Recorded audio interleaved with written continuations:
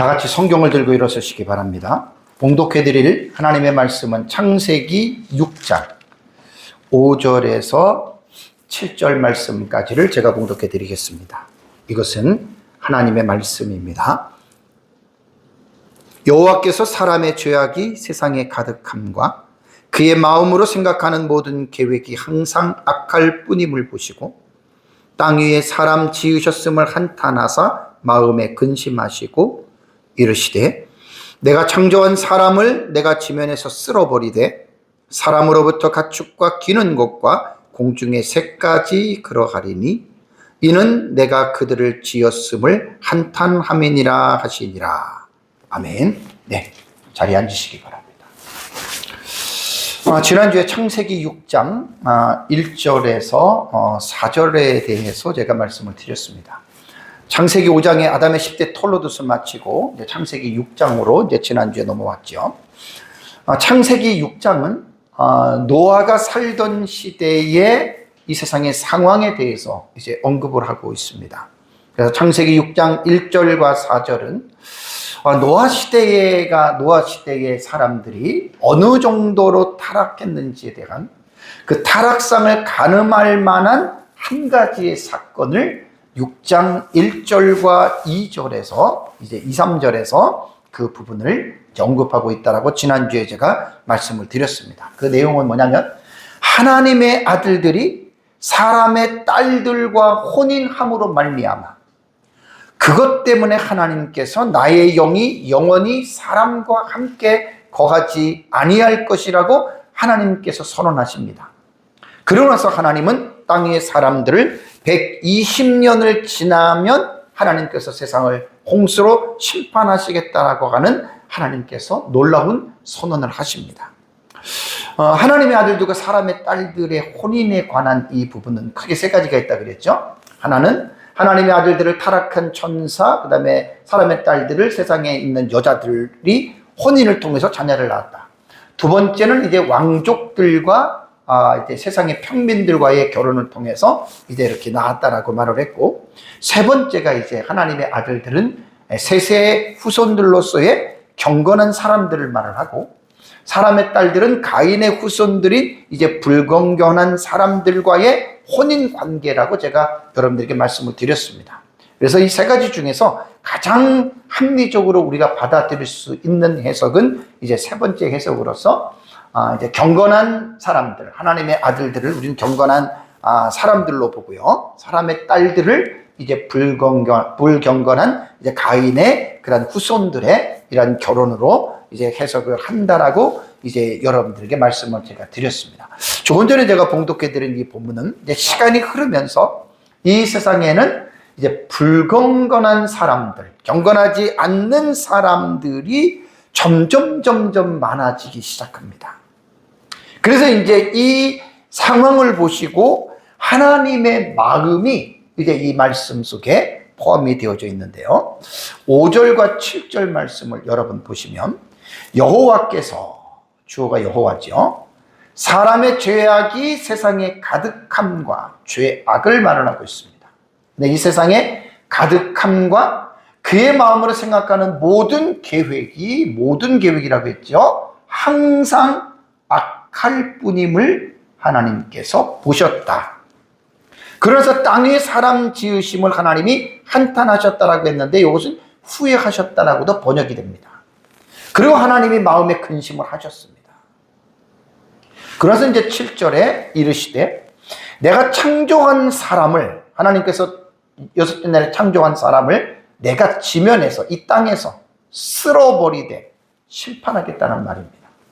그러고 나서 사람으로부터, 사람뿐만이 아니라 여섯째 날에 만든, 여섯째 날에 만든 가축과 기는 것과 공중의 새까지 하나님께서 쓸어버리겠다라는 말씀을 하십니다. 그러면서 이는 내가 그것들을 지었음을 뭐한다?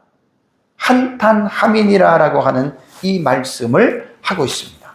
자, 창세기 6장 5절에서 7절은요, 히브리 원문으로 보면 사실 하나의 긴 복합 문장으로 봐도 되는데 이 세 가지의 문장으로 사실 나뉘어져 있습니다. 그래서 이제 히브리어의 그 문장을 내용을 보면 시작하는 앞에 왜 그 바브라고 하는 그 접속사가 들어갑니다. 바브라고 하는 7절에도 마찬가지. 바브. 그러니까 그리고라고 이 와우 개속법이라고 그래요. 바브 개속법이라고 하는 이러한 문장으로 접속사로 이어집니다. 자, 그러면 우선 이제 본문에 대한 말씀을 5절과 6절과 7절에 대한 말씀을 이제 어떤 내용인지 제가 여러분들에게 말씀을 드리겠습니다. 자, 우선 5절을 보시면 여호와께서입니다. 사람의 죄악이 세상에 가득함과 그의 마음으로 생각하는 모든 계획이 항상 악할 뿐임을 여호와께서 어떻게 보셨다. 우리말로 본다면은 주어가 앞에 나오고 동사가 뒤로 나오잖아요. 근데 히브리어의 문장에 대한 구문론의 성격을 보면 주어와 동사가 앞으로 먼저 나오죠. 동사가 나오고 그 다음에 주어가 나옵니다. 그러니까 히브리어의 어떤 그 문장을 볼 때에는 주절로 볼 때에는 여호와께서 보셨다. 동사가 나옵니다. 동사가. 그래서 여호와께서 보셨다라고 하는 이제 이 말이 나오고요. 그 다음에 여호와께서 보셨다라고 나온 다음에 그 다음에 이제 명사절, 사람들이 많아졌다라고 하는 이 명사절로 쭉 나오는데 여기에 보면은 명사절에 접속사가 하나 나오죠. 이 키는 하도 많이 들어서 여러분들이 알아요. 이유 접속사예요. 왜냐하면 이라는 뜻입니다. 그러니까 여호와께서 보셨다. 무엇을 보셨느냐? 사람이 많아졌고 사람이 악함이 혹은 땅 위에, 이게 이제 히브리어를 갖다가 서기를 하면 이런 순서적으로 이제 하는 거예요. 그러니까 이 말이 뭐냐면 땅 위에 사람들의 죄가 가득했다 이겁니다. 하나님이 보셨는데 그 이유 키라고 하는 이유 접속사를 보면 왜냐하면 사람들이 땅 위에 많아졌다. 그런데 이제 어떤 게 많아졌냐면 악함이 사람들에게 많아졌다라고 하는 말입니다. 그러고 나서 이제 5절을 뒤에 부분을 보면 이제 부가절이라고 이야기를 하거든요. 부가적으로 이제 붙는 내용이 뭐냐면 이제 마음으로 생각하는 모든 계획이 항상 악할 뿐이므로 이렇게 이제 병렬적으로 나간 거예요. 그러니까 하나님께서 보셨습니다. 5절은 뭘 봤느냐? 세상의 죄악이 너무 가득해. 그래서 하나님은 그것을 보고서 하나님의 마음이 어떻게 해요? 하나님의 마음이 지금 어떻게 됐냐면 뒤에 보면 이제 근심이 이제 있다라고 하는 말로 이제 연결이 되는 것입니다. 그래서 이 세상에 있는 모든 사람들의 모든 계획들이 항상 악했다라고 하는 이것을 하나님께서 보셨다는 말입니다. 그래서 노아 시대의 특징을 이제 표현한 것이 창세기 6장 1절과 2절과 3절이라고 그랬죠. 그러니까 하나님의 아들들과 사람들의 딸들이 이 혼인으로 말미암아 사실은 세상이 불경건하게 점점 더 악한 그러한 세상으로 변했다라고 하는 이제 그러한 말입니다. 자, 그러면 노아 홍수가 600살에 일어나잖아요. 그죠? 그리고 지난주에 여러분 6장 3절을 보면은 하나님께서 뭐라고 얘기를 했습니까? 그들의 날을 120년이 되리라고 말씀했죠. 그죠? 그러면 지금 6장에서 말씀하시는 이 시점이 120년 동안에 하나님께서 시간을 유예를 한 이유는 무엇 때문이라 그랬죠? 그거는 뭐냐면 세상 사람들이 회개의 기간을 하나님이 120년을 준 거예요. 그러니까 이것은 상당히 짧은 시간이 아닙니다. 긴 시간이 됩니다. 그래서 노아가 6장에서 계시를 받았을 때에는 노아의 나이가 480세로 우리는 유추할 수가 있습니다. 그래서 480년이 됐고요. 노아의 출생 연도가 지난번에 도표를 보셔서 알지만 노아의 출생 연도가 창조 연대로 보면은 여기에 1056년이 된다 그랬죠. 그죠? 이 창조 연대예요. 1056년이 되니까 480년을 더하면 1536년이 됩니다. 창조 연대로. 이게 홍수 나기 120년 전이에요. 그 주전으로 말하면 이때가 2578년이 되고요. 그러고 나서 이제 120년이 지난 다음에 홍수연대는 노아 600세면 여기로 내가 요 지점으로 말씀드렸잖아요. 그죠? 홍수연대가 창조연대로는 1656년이에요. 1656년. 주전으로는 2458년이 됩니다. 참 놀라운 겁니다. 그래서 창세기 5장을 우리가 아담의 10대 톨로돗에 대한 이 연대기를 잘 보면은 창조 연대도 우리가 어느 정도 가늠할 수 있다라고 여러분들에게 말씀을 제가 드렸죠. 그러니까 하나님께서 이제 점점 노아 시대에 하나님의 아들들과 사람의 딸들의 혼인을 통해서 점점 사람들이 악해지기 시작합니다.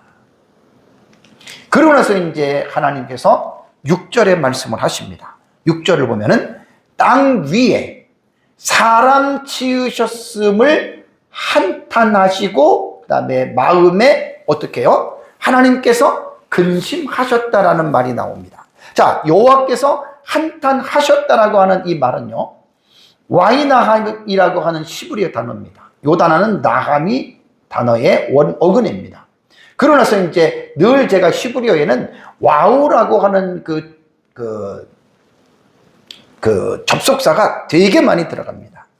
그래서 와우 계속법이라고 이렇게 이야기를 하는 거예요. 아까도 말씀드렸지만 와우라고 하는 게 이렇게 생긴 글자예요. 그러니까 이게 이제 6절, 7절에 계속해서 연결되는 계속법이니까 그리고라고 이렇게 연결이 되는데, 여기 한탄했다라고 하는 나함의 뜻은요, 후회하다라는 말도 있어요. 그 다음에 위로하다라고 하는 말도 있어요. 그러니까 여기서 본문에서는 하나님께서 한탄하셨는데 후회했다라고 하는 개념으로 우리는 본문을 생각하면 됩니다. 그렇다면 하나님께서 후회하셨다? 하나님께서 한탄하셨다? 이러한 표현은 뒤에도 제가 말씀을 드리겠지만 신이 동성론적인 표현이라 그랬죠. 그죠? 그러니까 하나님도 인간처럼 감정을 가지고 계신다. 그러니까 이 말이 뭐냐면 하나님도 인간 처렴이 아니라 하나님께서 감정이 계셨고 그 감정을 인간에게 불어넣어 주신 거예요. 그래서 그것을 우리는 하나님의 자기의 형상과 자기의 모양으로 젤렘과 드무트라고 말씀을 드렸죠. 하나님의 형상과 하나님의 모양을 인간에게 부어주셨는데 그것이 바로 감정에 대한 부분이 인간에게도 하나님께서 넣어주셨다는 말입니다. 그러니까 여기서 여호와께서 한탄하셨다라고 하는 말은 하나님께서 세상에 죄악이 가득함을 보시고 하나님께서 마음을 바꾸셨다는 말이에요. 여기서 본문에서 한탄했다라고 하는 이 후회했다라고 하는 이런 말에서 여러분과 성경을 우리가 잘 봐야 되는 게 뭐냐면 하나님도 후회하시네, 하나님도 잘못 생각하실 때가 있으셨나 보다라는 여러분과 생각할 수가 있죠. 그런 뜻이 아닙니다. 여기서 우리 어떻게 생각해야 되냐면, 지난주에 제가 하나님의 언약, 가스 커버넌트에 대해서 9가지 언약을 말씀을 드렸죠. 그러니까 언약이라고 하는 것은, 성경에 나타난 언약은 하나님과 사람 간의 쌍방간에 맺는 언약이라 그랬죠. 여기서는 하나님이 일방적으로 맺는 언약이 있는가 하면 또 시내산 언약처럼 쌍무적인 계약, 하나님과 사람이 함께 관계를 맺는 이러한 공적인 약속이라 그랬죠. 그러니까 지금 창세기 6장에 들어와서 사람들이 지금 하나님 아들과 사람의 딸들이 결혼을 해서 네피림과 같은 후손을 낳고 땅에 아주 쓸모없는 악한 사람들이 점점 많아졌는데, 우리는 이 사건을 어떻게 봐야 되냐면 그냥 보면 안 됩니다. 하나님의 언약적인 관계에서 여러분 우리는 이것을 봐야 됩니다. 그럼 어떤 언약을 우리는 떠올려야 되죠? 제일 먼저 아담 언약에서 제가 뭘 말씀을 드렸습니까? 아담 언약에서 창조 언약이 먼저예요. 창조 언약, 행위 언약, 은혜 언약. 아담 언약에는 이 세 개가 들어간다 그랬죠. 되게 중요한 말입니다. 그러니까 하나님은 사람과의 관계에서 약속입니다. 언약적인 관계를 맺으신 거고, 우리는 하나님을 믿을 때 언약의 관계로 하나님을 우리가 믿는 것이지, 우리 인간이 어떤 선행이나 인간의 어떤 노력이나 그런 걸로 여러분 하나님을 우리가 관계하는 게 아니에요. 그렇게 착각하시면 큰일 납니다. 그러니까 창세기 1장 26절에서 28절에 창조 언약에서 하나님이 아담에게 어떤 지위를 주십니까? 만물의 영장의 지위를 주죠. 하나님께서 다섯째, 여섯째 날에 만드신 하나님께서 동물들을 어떻게 해요? 하나님께서 다스리라고 명령을. 그게 바로 만물의 영장이에요. 그러니까 지금 창세기 6장에 들어와서 노아 시대 때에는 하나님께서 모든 사람들에게 베풀어 주신 창조 언약을 지금 어떻게 된 거예요? 선한 청지기로서 사람들이 지금 다스려야 되는데 오히려 만물의 영장인 사람이 어떻게 됐습니까? 타락했습니다. 그러면 창조 언약의 관계로 볼 때는 인간과 하나님과의 쌍방에 맺은 언약을 누가 깨트린 거예요? 먼저 노아 시대 사람들이 깨트린 거예요. 다스리고 정복하고 선한 청지기로서의 이 세상을 살아가야 할 사람들이 죄 가운데 빠져가지고 하나님과의 언약을 깨트린 거라는 말이에요. 그래서 여기서 하나님께서 후회했다라고 하는 말은 뭐냐면 언약적인 관계에서 볼 때 하나님께서 그들에게 대하시는 바 너희들이 먼저 언약을 깨트렸지. 그래, 내 마음이 한탄스럽다, 내가 후회가 된다, 그런 차원에서 하나님 말씀한 거지, 하나님께서 어떤 인간을 모르고 어떤 일에 대해서 내가 정말 몰랐네, 내가 속았네, 그런 차원에서 하나님께서 후회하셨다라는 말이 아니라는 말입니다. 그래서 와이나함이라고 하는 여기에서 한탄과 또 혹은 후회로 번역되는 이 단어는 바로 인간이 생각하는 어떤 우리가 정말 내가 왜 이렇게 생각했는데 내가 잘못했어, 그런 후회심이 아니라는 거예요. 이렇게 여러분들이 생각을 해야 됩니다. 그래서 이제 성경을 보면은요, 하나님께서 뜻을 돌이킨다, 마치 하나님께서도 어떤 변하시는 분처럼 이런 것들이 보는 내용들이 여러분 나오는데, 여러분 성경을 한번 몇 개를 볼까요? 예레미야서 18장 8절을 보시면 예레미야를 통해서 하나님 이렇게 말씀하십니다. 만일 내가 말한 그 민족이 그 악에서 어떻게 해요? 돌이키면, 조건이잖아요, 그죠? 내가 그에게 내리기로 생각했던 재앙에 대하여 뜻을 어떻게 해요? 돌이키겠고라는 말이 나옵니다. 그러니까 하나님도 변하시는구나 라는 생각을 할 수가 있어요. 다음에 예레미야 18장 10절에도 만일이라고 하는 가정법적으로 말을 합니다. 그들이 나 보기에 악한 것을 행하여 내 몫을 청종하지 아니하면, 여기도 뭐지요? 돌이키면 전부 다 조건부예요, 조건부. 내가 그에게 유익하게 하리라고 한 복에 대하여 뜻을 어떻게 돌이키리라라는 말이 있습니다. 그러니까 이 성경을, 하나님의 말씀을 우리가 1차적으로 잘못 우리가 오해하면 하나님도 사람처럼 식은 죽처럼 변하시는구나 라는 생각을 할 수가 있습니다. 근데 여러분 하나님은 변하시는 분이 아닙니다. 하나님이 사람처럼, 인간처럼 어떤 감정에 따라서, 상황에 따라서 하나님이 변하시는 분이라면 여러분, 우리는 하나님을 믿을 필요가 없습니다. 사람이 얼마나 많이 변합니까? 그냥 바람 부는 것 때에 따라서 막 인간이 갈대처럼 인간은 변하잖아요. 하나님이 만약에 그런 분이라면 여러분, 우리 하나님 못 믿습니다. 그러니까 예레미야 18장 8절과 예레미야 18장 10절에서는 하나님께서 뜻을 돌이키리라라고 하는 이 말은 뭐냐면 조건이라는 말이에요. 사람들이 혹은 민족들이 그렇게 하는 것에서 그들이 회개하고 그들이 마음을 돌이키고 그들이 하나님 앞에 다시 온다면 하나님도 내가 너희들에게 이렇게 하겠다는 것을 내가 돌이키겠다라고 하는 조건이라는 말이에요. 조건부로서 하나님께서 말씀하셨다라고 하는 거 여러분들이 기억을 하셔야 됩니다. 그래서 하나님께서 한탄하신다라고 하는 말은 아까 여러분들에게 제가 말씀을 드린 대로 그 언약적인 관계에서 이것을 보셔야 돼요. 언약적인 관계. 하나님이 그냥 막 변하시는 게 아니에요. 노아 시대 사람들이 먼저 하나님 앞에 어떻게 해요? 언약을 깨트렸어요. 그 깨트림에 대한 후회한다라고 하는 말은 하나님의 언약적인 차원에서 하나님의 표현이라고 하는 말을 여러분들이 꼭 기억을 해야 됩니다. 그러고 나서 이제 6절에 보면은 부가절로서 나옵니다. 부가절이 뭐냐면 이유거든요.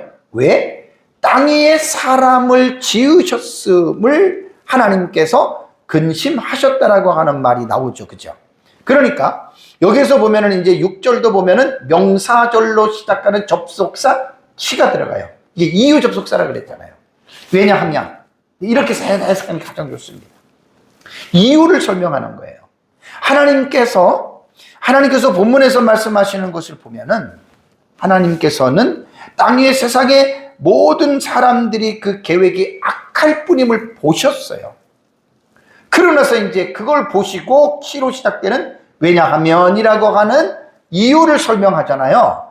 땅 위에 사람 지으셨음을 한탄했다. 그 다음에 마음에 근심을 했다. 한탄과 근심이라고 하는 이 두 가지의 단어는 인간의 감정적인 부분이죠. 그래서 여기서 우리는 신인 동성론이라고 하는 말을 지난번에 말씀을 드렸습니다. 안드로포파티즘이라고 그래요. 영어로는. 안드로포파티즘이라고 하는 신인 동성론은 뭐냐면 하나님을 인간과 유사한 감정을 가진 존재로 묘사하는 거예요. 신인 동성론이 아니고 동형론 그러면 이것은 하나님은 인간의 신체를 가진 것처럼 보았다, 들었다, 아니면 하나님께서 숨을 내셨다. 이런 것들은 신인 동형론이라 그래요. 그래서 신인 동형 동성론 할 때에는 하나님께서 이제 사람과 유사한 어떤 감정이나 혹은 신체를 가지고 있는 분으로 묘사할 때 사용하는 방식입니다. 그래서 신인 동성론 쪽으로 보면은 하나님께서도 이제 원래는 하나님에게 감정이 있으셨죠. 그것을 인간에게 하나님의 형상을 부어줬기 때문에 성경을 보면 하나님이 슬퍼하시고 근심하시고 분노하시고 기뻐하시고 이렇게 하나님에 대한 이런 부분들을 여러분 표현을 했습니다. 자, 근심했다라고 하는 말이 나옵니다. 근심. 와이트 야차브라고 하는 이 히브리어 단어는 원형은 야차브입니다. 이것도 이제 와우가 앞에 붙잖아요. 히브리어를 공부할 때는 이 와우 계속법이 많이 나옵니다. 그래서 이 와우 계속법이 들어가면 지난번에 제가 칼 형태 같은 경우에는 미완료태를 와우 계속법이 될 때는 어떻게 한다 그랬어요? 칼 형태일 경우는 완료된 상태로 과거에 완성된 것으로 읽으라 그랬죠. 다 이러한 의미가 있는 거예요. 그러니까 이것은 히트 파일 미완료는 그냥 강조형이 강조. 그러니까 하나님이 근심했다라고 하는 이 사실을 지금 강조하는 형태로 지금 이 단어를 사용했다라고 하는 말입니다. 야차브라고 하는 여러분 이 단어는 슬퍼하다, 괴로워하다라고 하는 의미입니다. 자, 하나님께서 이 땅의 사람들을 보고 죄가 가득함을 보시고 하나님의 마음이 슬프십니다. 하나님께서 괴로워하십니다. 이 감정을 우리는 어떻게 하나님의 감정을 우리는 읽어야 될까요? 이것은 뭐냐면 하나님은 공의로우신 분이시잖아요. 공의로우신. 여러분 공의를 잘 이해해야 됩니다. 공의는 선과 악을 제재하는 하나님의 성품입니다. 그러니까 한쪽으로만 치우친 게 아니에요. 선이면 선, 악이면 악을 공정하게 하나님은 어떻게 판결하신다. 지금 우리나라 지금 탄핵 정국이잖아요. 이게 지금 헌법재판소에서 지금 그들이 법을 가지고 대한민국의 최고의 기관인데 과연 그들이 공의로운 판단을 할 것이냐, 아니면 뉴스에서 계속되어지는 어떤 치우친 판단, 판사들이 우리 법 연구회 출신들 이 계속 뉴스에 나오잖아요. 왜 그렇게 말하는 줄 아세요? 지금 최종적인 결과는 나오지는 않았지만 대통령을 공수처에서부터 조사하는 것부터가 사실은 반대쪽의 입장을 볼 때에는, 탄핵 반대쪽의 입장을 볼 때는 법을 어긴 거예요. 그게 공의롭지 않다라는 거예요. 그래가지고 그것을 온갖 다른 어떤 것들로 이렇게 섞어가지고 안 되는 거를 되게끔 하는 거, 이거는 공의가 아닙니다. 하나님은 선과 악에 대해서 공평하게 하나님은 항상 대하십니다. 그래서 하나님의 공의로운 성품과 어떤 인간의 죄악, 그러니까 하나님은 속성 중에 제가 선하신 하나님의 속성이 있다 그랬죠. 그렇죠? 하나님은 의로우세요. 차티크, 의로워요. 하나님은 선하세요. 거기에 비해서 인간은 죄가 지금 노아 시대 때에는 점점 죄가 지금 증가하고 있어요. 모든 사람들이 아이부터 어른에 이르기까지 그 죄가 점점 증가되니까 선하신 하나님의 입장에서 볼 때 죄가 증가되는 이 부분들을 충돌하는 입장에서 하나님의 마음을 표현한 거예요. 그것이 바로 야차구예요. 슬퍼하다, 괴로워했다. 그러니까 여기서는 어떤 하나님이 어떤 감정적으로 어떤 아까 말한 대로 뭐 변화하시는 그런 분이 아니라 하나님께서는 도덕적이고 윤리적인 관점에서 볼 때 인간의 이 악을 진지하게 보고 계신다. 이렇게 생각하는 게 좋습니다.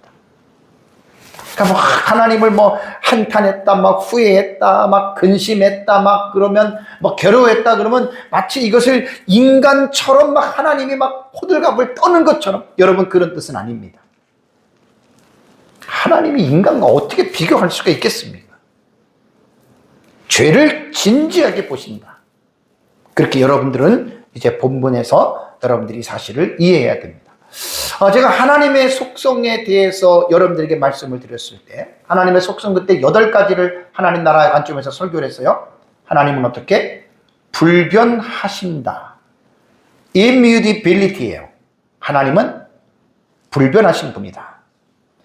시간에 따라서 변하거나 감정적으로 흔들리는 분이 아닙니다. 거기에 비해서 사람은, 우리는 시간이 지나면 우리의 감정이 변해요. 또 기분에 따라서 우리는 흔들려요. 여러분, 하나님은 절대로 그런 분이 아닙니다. 뭐 여기 보면 하나님이 한탄하셨다, 뭐 마음에 근심하셨다 그래가지고 뭐 인간처럼 마음이 막 흔들려가지고, 여러분 절대 하나님 그런 분이 아닙니다. 오해하시면 안 됩니다. 그래서 말라기서 3장 6절을 보면 나 여호와는 변하지 아니하신 하나님이라고 말을 했습니다. 하나님은 불변하신 분입니다. Immutability예요. 하나님은 Immutability, 불변하신다. 변하는 분이 아니다. 사람은 시도 때도 없이 조석으로 변하지만 하나님은 절대로 변하지 않습니다. 하나님의 기준은 기분이나 감정이 아니고 상황이 아니고 하나님의 이 기준은 성경입니다. 하나님이 말씀하신 대로 그 말씀에서 기분과 상황이 다르다 하더라도 말씀은 기분과 상황과 여건에 하나님의 말씀은 절대로 흔들리지 않습니다. 그래서 여러분들이 하나님을 믿을 만한 거예요. 사람은 시도 조석으로 감정이 변해가지고 막 좋을 때는 해에다가 막 기분이 나쁘면 쌩하고, 참 사람은, 원래 인간은 그런 존재예요. 히브리서 13장 8절에도 예수 그리스도는 어제나 오늘이나 영원토록 어떻게 해요? 동일하십니다. 변하시는 분이 아니라는 말입니다. 하나님께서 사람을 창조하시고 인간의 타락과 죄악이 심각한 상태에 이르렀다는 점을 표현하면서 하나님께서 한탄했다라고 하는, 이 후회했다라고 하는 그런 표현이지, 인간처럼 완전히 변했다 그래가지고 그렇게 생각하면 절대로 안 된다는 말입니다. 그래서 우리는 이제 이러한 부분에서 이제 인간의 타락과 죄악이 완전히 지금 심각한 상태에 이르렀다라고 하는 이 사실을 여러분, 우리는 이 부분들을 이해하고 있어야 됩니다. 조금 전에 말씀드린 대로 인간의 감정과 하나님의 감정은 다릅니다. 하나님의 감정을 인간에게 부어줬지만 어떤 같은 면이 있지만 어떻게 다르냐면, 본질이 다르다는 말은 뭐냐면 하나님은 죄가 없고 인간은 죄가 있다라는 말입니다. 인간은 죄가 있기 때문에 기분과 상황에 따라서 감정이 금방 변하는 거예요. 하나님은 그렇지 않습니다. 왜? 죄가 없기 때문에. 죄가 없기 때문에 그런 거예요. 이걸 꼭 여러분들이 기억을 하셔야 돼요. 그래서 창세기 6장 6절에 한탄했다, 후회했다, 그 다음에 근심했다라고 하는 말은 뭐냐면 인간처럼 감정이 뒤바뀌어서 변했다 그런 게 아니고 하나님의 공의에 입각한 결과의 표현을 신인 동성론적인 표현으로 이렇게 표현을 했다라고 해야 됩니다. 다시 말씀드리면 하나님이 변하셨어 이렇게는 생각하지 말라라는 말입니다. 인간은 변할 수 있지만 하나님은 변하시는 분이 아니라고 하는 것 여러분들이 꼭 기억을 하셔야 됩니다. 자, 그러면서 이제 7절 말씀은 주절이 여호와께서 말씀하셨다라는 말입니다. 여호와께서 말씀하셨다. 요메르 예호와라고 시작이 됩니다. 여호와께서 말씀을 하셨는데 무슨 말씀을 하셨냐면 7절을 먼저 보시면 이르시되 내가 창조한 사람을 내가 지면에서 땅에서지요 쓸어버리겠다. 사람으로부터 가축과 기는 것과 공중의 새까지 그러하리니 이는 내가 그것들을 지었음을 한탄함이라라는 말이 나옵니다. 이 본문에서도 보면은요 접속사 키가 나옵니다. 왜냐하면 뭐뭐이니까. 본문을 읽으면 이런 내용이 나옵니다. 왜 내가 한탄하고 왜 그랬느냐? 왜냐하면 치접속사로 나오죠. 내가 후회하였음이라 라는 말도 나오고 내가 그것들을 만들었기 때문이다. 이렇게 이유에 대해서 지금 접속사를 통해서 하나님의 마음을 지금 말을 하고 있습니다. 여기 보면은 이제 한탄함이라 니암메티라고 하는 나함이라고 그랬죠. 원형이. 이거는 니팔 완료태예요. 여러분들은 몰라도 돼요. 니팔은 뭐냐면 강조형이라고 생각합니다. 강조형. 그러니까 히브리어는 동사가 단순형이 있고 강조형이 있고 사역형이 있어요. 요거는 여러분들이 기본적으로 알아두시면 좋습니다. 단순, 강조, 사역. 사역형은 뭘 시키는 거예요. 강조는 말 그대로 그 동사를 강조하는 거예요. 단순은 칼 형태라고 하는데 그냥 단순하게 그냥 동사를 이렇게 지금 말을 하고 있습니다. 그러니까 하나님께서 한탄하시고 후회하셨다는 표현은 아까 신인 동성론으로서 하나님께서 하신 것인데 이거를 지금 강조하고 있다는 거예요. 자, 그렇다면 이제 5절과 6절과 7절에 대한 본문의 말씀을 제가 여러분들에게 해석을 했습니다. 해석을 하고 나서 그렇다면 여기서 우리가 이제 생각해 볼 게 있습니다. 노아 시대 홍수가 나기 이전에 이제 다음 주도 보겠지만 모든 사람들이 다 지금 부패했어요. 모든 사람들이 다 부패했는데 왜 부패했을까?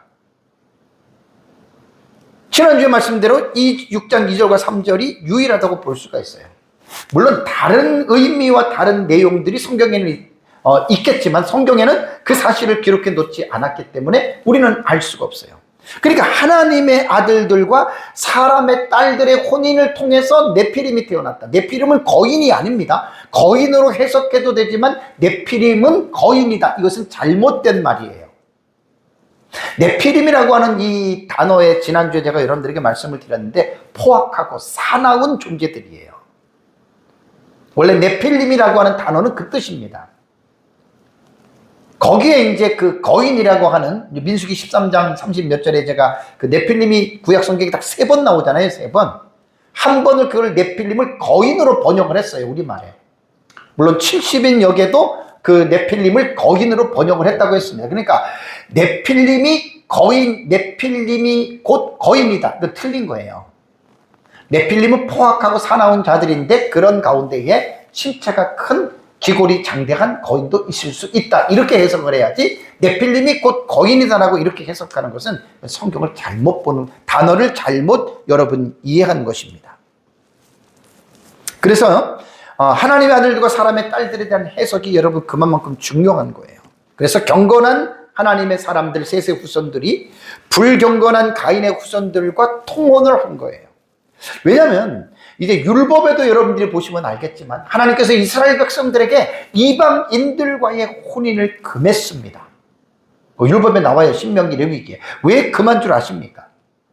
하나님께서 이방인들과의 그 통혼을 금한 이유는 이스라엘 백성들은 하나님을 믿는 신정 국가예요. 하나님을 믿는 백성들이기 때문에 그들에게는 하나님 외에 다른 신을 섬기는 것이 허락이 되지 않습니다. 그래서 이스라엘 백성들이 이방인들과 결혼을 하면 결혼하는 것까지는 좋지만 이방인들이 자기들이 믿고 있는 우상들을 믿기 때문에 거기에 미혹이 되기 때문에 하나님께서는 아예 율법의 못을 박아놨어요. 이방인들과 결혼하지 말아라. 그 후문맥에 대한 이 의미를 가지고 이제 창세기 6장에 하나님의 아들들과 사람의 딸들의 혼인을 경건한 자와 불경건한 자의 혼인으로 보는 것은 결코 틀린 해석이 아닙니다. 뭐 하나님의 아들들을 천사로 타락한 천사로 해석해가지고 어떻게 천사가 인간과의 성관계를 통해서 자식을 낳느냐, 이거는 여러분 우리가 인정할 수가 없습니다. 그거를 인정하면 로마 그리스 신화처럼 천사들이 인간과의 결혼을 해가지고 성관계를 해가지고 막 자식을 낳는 뭐 헤라클레스나 그런 신들이 나타난다, 이런 해석으로 가버리는 거예요. 그래서 하나님의 아들들은 타락한 천사로, 어떤 천사로도 해석하면 안 된다, 못을 딱 박아놔야 됩니다. 그래서 모든 사람들이 이제 이렇게 됐는데, 그럼 궁금증이 있잖아요. 자, 노아 600세의 홍수가 일어나서 땅의 모든 사람들이 심판을 받는데, 그러면 거기에 살았던 사람들이 노아의 아버지와 조부와 증조부와 그 사람들이 있었습니까? 없었습니까? 있었단 말이에요. 그래서 창세기 5장의 족장들의 연대기 톨로도스의 이 도표를 또 우리는 상기해야 됩니다. 노아가 태어날 때가 창조 연대로 1056년이라고 그랬어요. 1056년에 태어났고, 노아의 출생 시에는 보십시오. 1056년에 누가 살고 있었나? 에노스부터는 다 살고 있었어요, 족장들이. 그러면 에노스, 게난, 마할랄렐, 야렛, 에녹은 승천했고요. 무드셀라, 라멕까지는 노아가 태어날 때 살고 있었습니다.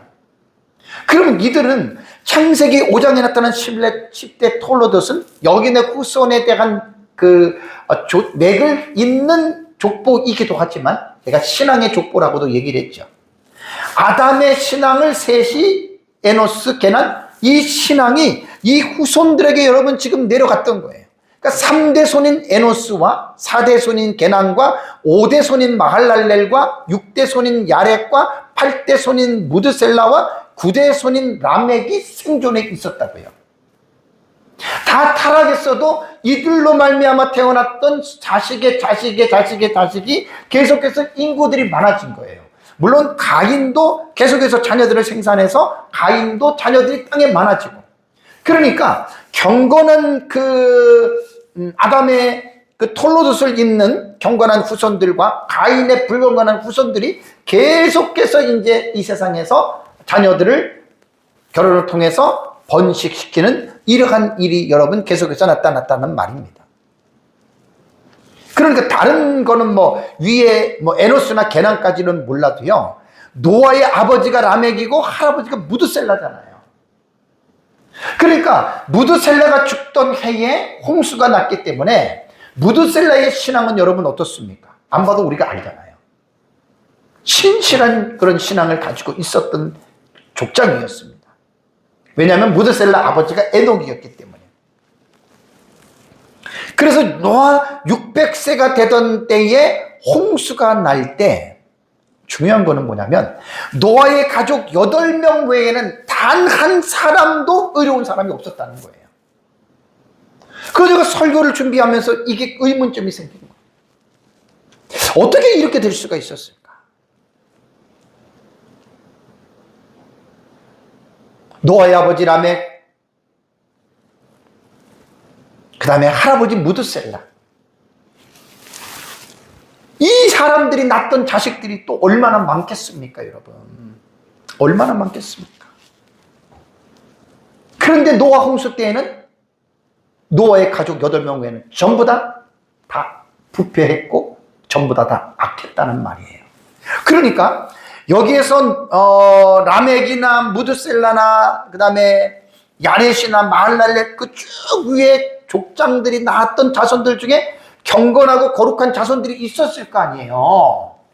그들이 바로 하나님의 아들들이었는데 그들이 사람의 딸들의 아름다움의 모습에 빠져가지고 혼인해가지고 결국 그들이 경건한 삶을 잃어버렸다는 거예요. 참 여기서 여러분 대단히 중요한 교훈을 여러분 우리가 얻을 수가 있는 것입니다. 지난주에 제가 여러분들에게 말씀드린 대로 하나님 아들과 사람의 딸들이 혼인해서 강조했던 적용이 뭐죠? 혼인 문제입니다. 혼인, 결혼입니다. 정말 결혼이 중요합니다. 노아 시대 때에 이렇게까지 참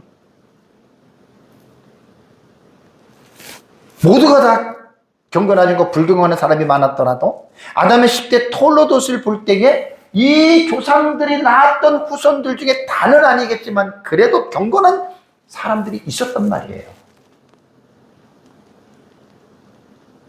근데 사람의 딸들에게 들어가서 자기들이 보는 좋아하는 모든 여자들, 좋아하는 모든 대상들이라는 말이에요. 꼭 여자라고만 한정시키기도 그래요. 그래서 여러분 결혼이 그렇게 중요한 거예요. 율법에도 이방인들과의 결혼을 금했고 신약 시대에도 믿지 아니하는 자와 멍에를 매지 말라라고 하는 말이 분명히 나옵니다. 물론 믿기 전에 불신자와 결혼을 했다거나 또 믿음이 약해서 불신자와 결혼했다면 그건 어쩔 수가 없는 거예요. 그거는 그 불신자가 믿지 않는 불신자가 또 그 결혼을 통해서 구원을 받을 수 있다라고 사도 바울도 이야기를 했습니다. 그러나 결혼의 원칙적인 원론은 뭐냐면 불신자와의 결혼은 불가합니다. 꼭 기억하시기 바랍니다. 불신자가 파워가 세면 파워가 약한 신성도가 신앙생활을 하기가 어려워요. 이게 오늘 나타나는 여러분 현상입니다. 그래서 노아 시대 600살 되던 해에 하나님께서 도저히 하나님의 공의로서는 참을 수가 없는 상황까지 온 거예요. 노아의 가족 8명만 빼놓고 모두가 다 행위가 부패했고 하나님께서 120년 동안 그들이 회개할 기회를 그들에게 마지막 기회를 주었음에도 불구하고 단 한 사람도 회개하지 아니하고 먹고 마시고 즐기고 시집가고 장가가고 그렇게 하다가 결국은 하나님의 심판을 여러분 받지 않았습니까? 우리는 제 설교는 여기까지가 노아 시대에 대한 설교입니다. 여기서 노아 시대를 제가 끝나는 게 아니라 과거의 노아 시대에 일어난 홍수의 사건을 통해서 적용하는 차원에서 제가 남은 시간에 설교를 제가 좀 하려고 합니다. 그것은 다름이 아니라 이 세상이 지금 노아 시대 계속해서 지금까지 이 세상은 시간이 흘러왔습니다. 시간은 한 번도 멈춘 적이 없습니다. 시간이 흘러왔는데 우리에게는 그리스도인들에게는 뭐가 있지요? 시작이 있으면 뭐가 있습니까? 끝이 있습니다. 하나님께서 태초에 하나님이 천지를 창조하셨다면 이 하늘과 땅도 없어질 날이 있다라고 하는 것 여러분 믿으셔야 됩니다. 그게 성경이 우리에게 교훈하고 있습니다.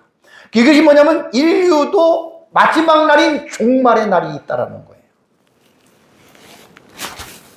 그렇다면 인류 종말은 과연 어떻게 나타날 것인가? 그러니까 성경을 보면 종말론이라는 부분이 있잖아요. 저는 하나님의 은혜로 종말론을 한 12년 동안 계속 연구를 하면서 참 이 부분은 내가 너무나 하나님의 은혜로 잘 제가 알고 있습니다.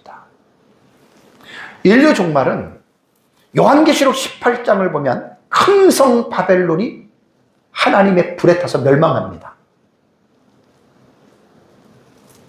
지난달 서울 에스라에서 목회자들 강의할 때 에스라 이제 계시록 18장 이제 강의가 들어갔거든요. 그 큰 성 바벨론은 뭐냐면 이 세상이 마지막 심판을 받는 그 세상을 우리 종말론적인 용어로는 바벨론 사회라고 말을 합니다. 바벨론 사회는 그러면 어떻게 나타날까? 물론 요한계시록에는 매우 상세하게 기록이 되어져 있는데 그 마지막 때의 이 세상의 상황과 현상을 과연 성경에는 말하지 않았을까? 구약 성경에도 나오고 신약 성경에도 나옵니다. 관심을 갖고 종말론이라고 하는 이 파트를 가지고 공부를 하다 보면 이 내용들이 다 여러분 사실 나옵니다.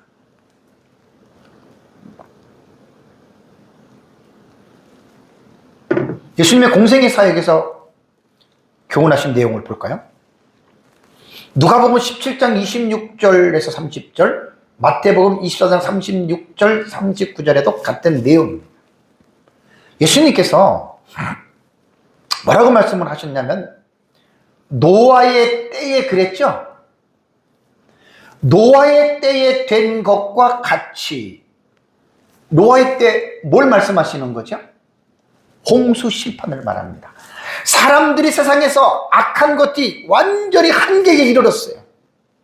그래서 하나님께서 홍수로 심판한 거, 우리가 그걸 지금 공부를 한 거예요. 그래서 예수님은 지금 제자들에게 뭘 얘기하냐면 노아의 때 된 것과 같이 인자의 때에도 때를 지금 비교해서 말하죠. 노아의 때 심판의 때, 인자의 때도 심판의 때입니다. 이걸 기억하시라는 거예요. 그러하리라. 그러면서 예수님이 뭐라고 했냐면 노아가 방주에 들어가던 날까지 사람들이 어떻게 해요? 먹고 마시고 장가들고 시집 가더니, 그러니까 홍수가 일어나기 전까지 세상 사람들은 먹고 마시고 장가들고 시집 가는 쾌락적인 방탕한 삶을 살았다는 거예요. 홍수가 나서 그들을 멸망시켰으며 라고 말을 했습니다. 그래서 멸망당한 거예요. 그래서 창세기 6장 5절과 6절에도 세상의 죄악이, 모든 사람들의 죄악이 지금 어떻게 해요? 가득했어요. 그래서 하나님께서 한탄하신 거예요. 그래서 하나님이 마음에 근심하셨다라고 창세기 6장에는 기록하고 있는 거예요. 인자의 때를 기억하십시오. 예수님의 재림입니다. 그 다음에 롯의 때를 말을 합니다. 롯의 때와 같으리니, 그러니까 노아의, 예수님의 재림은 노아의 때와 롯의 때와 같은 그런 상황이다. 그러면서 롯의 때는 사람들이 먹고 마시고 사고 팔고 심고 집을 짓더니, 롯이 소돔에서 나가던 날에 하늘로부터 불과 유황이 비오듯 하여 그들을 멸망시켰다는 거예요. 그러니까 지금 예수님께서 누가복음과 마태복음, 공관복음에서 뭘 얘기를 하냐면 구약시대에 있었던 심판의 큰 사건입니다. 노아의 사건, 롯의 때의 사건. 노아의 때에는 홍수로 전부 다 죽었고, 롯의 때에는 소돔과 소돔에서 하늘에서 유황불이 떨어지고, 그래서 성사람들을 불로 다 태워서 죽임을 당했다는 거예요. 이 두 가지의 노아 때와 롯의 때를 예수님께서 말씀하시면서 예수님이 말씀하시는 본론은 어디지요? 결과는 30절에 인자가 나타나는 날에도 어떻게 이러하리라. 우리가 성경을 공부를 하면서 왜 우리가 성경을 공부를 하느냐? 바울은 고린도 교회 성도들에게 고린도전서 10장을 보면은 과거에 일어났던 사건들이 거울이 된다고 말을 했습니다. 미러의 역할을 하는 거예요, 과거의 사건들은. 그러면서 그 과거에 나타난 사건들이 현재를 살아가고 있는 우리에게 교훈하기 위해서 본보기로 하나님께서 말씀하셨다라고 바울은 고린도 교회 성도들에게 10장에 그 말을 합니다. 그러면서 이스라엘 백성들이 광야에서 하나님을 원망하다가 죽었던 사건, 간음하다가 23,000명이 그들이 죽었던 사건들을 이야기를 하는 거예요. 우리가 구약에 기록된 이 하나님의 역사적인 사건들, 역사적인 사실들을 왜 우리가 지금 이 시대의 과거의 사건들을 우리가 봐야 되느냐? 그것이 바로 거울이 되는 거예요. 그것이 하나님이 우리에게 권면을 하고 그것이 우리에게 교훈을 하신다는 이야기예요. 과거에 하나님의 사람들이 하나님을 원망하다가 불뱀에 물려서 죽었던 것 같이 너희는 세상에 살면서 하나님을 원망하지 말아라. 그걸 지금 말을 하고 있는 거예요. 그래서 예수님도 그 구약에 나타난 노아의 때와 롯의 때에 심판을 받았던 사건들을 가지고 오면서 무엇을 예수님께서 교훈을 하시냐면 인자가 나타나는 날에도 곧 인자의 때를 말합니다. 여러분, 신약시대 교회, 신약시대 성도는 무엇을 바라보면서 살아야 하는 줄 아십니까? 신약교회는, 신약의 성도들은 메시아의 재림을 학수고대하면서 살아야 됩니다. 왜냐하면 그 성경이 우리에게 말을 하고 있는 거거든요. 예수님께서 도둑같이 오리라, 내가 속히 오리라. 그게 성경의, 신약 성경의 교훈이에요. 그래서 깨어서 있어야 된다는 이야기예요. 신약의 교회는 예수님의 재림에 초점을 맞춰야 됩니다.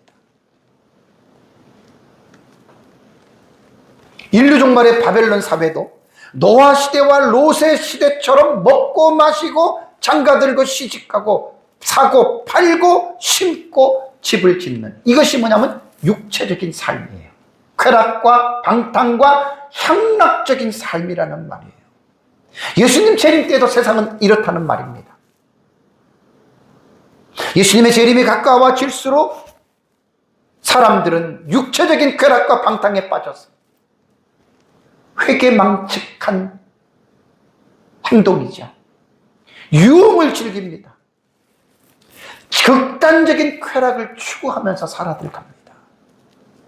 지금 우리가 살고 있는 여러분 세계를 바라보십시오. 말로 형용을 못할 정도로 계속해서 타락과 방탕의 삶이 점점 증가하고 있습니다. 그러면 예수님 왜 재림에서 심판하느냐? 요한계시록 우리 공부를 했잖아요.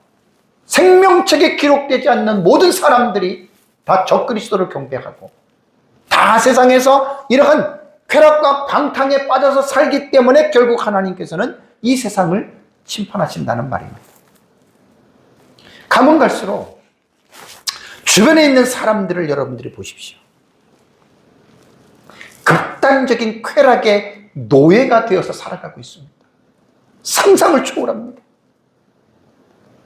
입으로도 말하기 부끄러울 정도로 그 상상을 초월하는 그런 쾌락과 방탕 가운데 여러분 살아가고 있습니다. 제가 설교를 준비하면서, 자, 세상은 그렇다고 칩시다. 자, 세상은 마귀의 자녀들이니까, 하나님을 안 믿으니까 마귀가 시키는 대로 온갖 회개망측한 행동을 하는 것이 세상은 이해가 됩니다. 세상 사람들은 소망이 없잖아요. 근데 문제가 뭡니까? 하나님의 자녀들입니다. 예수 그리스도를 믿고 구원받은 하나님의 자녀들을 말을 합니다. 곧 교회의 성도들을 제가 한번 생각해 보자는 말입니다. 교회는 어떻습니까? 성도들은 어떻습니까? 우리가 살고 있는 이 시대에 여러분들이 매스컴을 통해서 목사와 교회와 성도들의 그 비밀들이 얼마나 많이 여러분 드러나고 있습니까? 성도들을 보자는 이야기. 세상은 그렇다 치더라도 어떤 면에서 보면 교회가 세상보다 더 못한 부분이 있을 수도 있지 않습니까? 구원받은 사람들이 구원받지 못한 사람보다 더 악할 수도 있지 않습니까, 여러분? 사실입니다.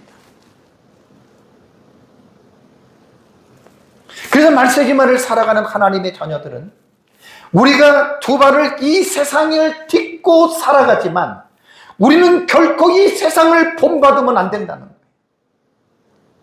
본받으면 안 됩니다. 그래서 성경을 보면은 인류 종말에 어떻게 우리가 이 세상을 살아가야 될지에 대한 삶의 구체적인 모습들을 성경은 말을 하고 있습니다. 누가복음 21장을 보겠습니다. 누가복음 21장 34절과 36절을 보면 예수님이 하신 말이죠. 너희는 스스로 조심하라. 스스로예요. 억지가 아니에요. 여기에서 스스로 조심하라 동사를 보면은요, 포르세케테라고 하는 이 동사입니다. 조심하라. 요 조심하라가 뭐로 나오냐면 명령형입니다. 현재입니다. 능동태입니다. 그러니까 이 명령형이라고 하는 말은 뭐냐면 주님께서 명령하시기 때문에 모든 구원받은 사람은 거절할 수가 없다라는 거예요. 너희는 스스로 조심하라. 주님의 명령이기 때문에 전부 다 그 명령을 받아들여야 돼요. 현재입니다. 현재는 뭐죠? 명령형이 계속입니다. 계속. 어제만 조심하고 오늘은 조심하지 않아도 된다는 말이 아니라 어제나 오늘이나 내일이나 항상 어떻게 해요? 스스로 조심하는 삶을 살아야 합니다. 능동태잖아요. 능동태. 능동태는 뭐예요? 억지가 아니에요. 자기 스스로 자원하는 마음으로 늘 그리스도인들은 스스로 깨어서 조심하는 삶을 살아야 된다는 말이에요. 그러면서 그렇지 않으면 단서를 달잖아요. 예수님이. 너희가 항상 늘 자원하는 마음으로 너희들이 세상에서 스스로 조심하지 않는 삶을 산다면, 그렇지 않으면 너희들은 어떻게? 방탕함과 술 취함과 생활의 염려로 마음이 둔하여진다. 마음이 둔하여지면 뜻밖의 그날이 덕과 같이 너희에게 이 말이니 재림의 날이죠. 그리스도인들이 늘 항상 깨어서 조심하지 않으면 예수님의 재림 때까지 그냥 둔하게 사는 거예요. 깨있지를 못합니다. 그럼 예수님의 재림 때도 이렇게 간다는 얘기잖아요. 그리고 이 날은, 주님의 재림의 날은 온 지구상에 거하는 모든 사람에게 여러분 임하는 날입니다. 어느 특정한 사람들에게만 재림이 해당되는 게 아니고 모든 사람들이 예수님의 재림을 전부 다 본다 그랬습니다. 그래서 36절에 이러므로 너희는 장차 올 이 모든 일을 능히 피하고, 지혜가 필요해야 돼요. 인자 앞에 서도록 항상 기도하며 깨어 있으라 하시니라 라는 말을 했습니다. 여기에 보면은 깨어 있으라라고 하는 이 동사가요, 깨어 있으라라고 하는 동사가 명령, 현재, 능동태 똑같습니다. 요거 똑같은. 그러니까 항상 우리 여러분 그리스도인들의 삶은요, 주님 앞에서 사는 거예요. 주님 앞에서. 그래서 항상 기도하면서 깨어 있으라는 거예요. 그 다음에 베드로후서 3장 8절에도 보면은 베드로는 이는 하늘이 옛적부터 있는 것과 땅이 물에서 나와 물로 속는 하나님 말씀된 것을 잊으라 함이라. 6절에 뭐라 그랬습니까? 이로 말미암아 그때의 과거를 상기시키죠. 세상은 물이 넘침으로 멸망하였으되, 오늘 본 6장의 노아 시대의 그 내용입니다. 물로 심판을 받았으되 이제 하늘과 땅은 그 동일한 말씀으로 불사르기 위하여 보호하신 바 되어 라는 말을 합니다. 예수님의 재림 때 이 세상이 불로서 심판을 받는다는 말입니다. 그 대상이 누구죠? 경건하지 아니한 사람들의 심판과 멸망의 날까지 보존하여 두신 것이라. 여기서 이 한 가지를 잊지 말라. 이것도 명령형 현재 능동태입니다. 동사를 예의주시해야 됩니다. 명령형 현재 능동태.